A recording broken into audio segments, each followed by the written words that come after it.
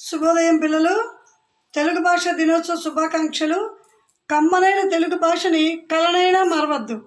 ప్రతి విద్యార్థి ఒక సైనికుడి తరహాలో మన తెలుగు భాష గొప్పతనాన్ని అందరికీ చాటాలి. తెలుగు భాష మన యొక్క అధికార భాష. కమ్మనైన తెలుగు భాషను కలలో కూడా మరవరాదు. అమ్మ పాల కమ్మదనం తెలుగులో ఇమిడి ఉంది.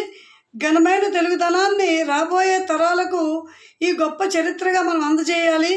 ఈ బాధ్యత మనందరి భుజస్కంధాలపై ఉంది.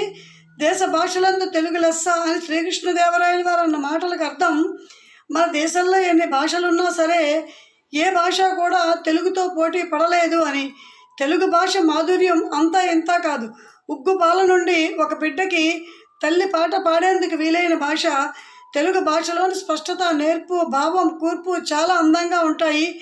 ఎందరో మహనీయులు, కవులు, కవయిత్రులు మన తెలుగు భాష యొక్క ప్రాముఖ్యత గురించి ఎంతో గొప్పగా చెప్పారు. అందులో ప్రప్రథమంగా నన్నయ్య, తిక్కన, ఎర్రాప్రగడలు ఉన్నారు. మహాభారతం వంటి గొప్ప కావ్యాన్ని సంస్కృతం నుండి తెలుగులోకి అనువదించారు. ఆ కవిత్రయానికి జోహార్లు. సామాన్య మానవుడికి అర్థమయ్యే విధంగా చక్కగా అనువదించారు.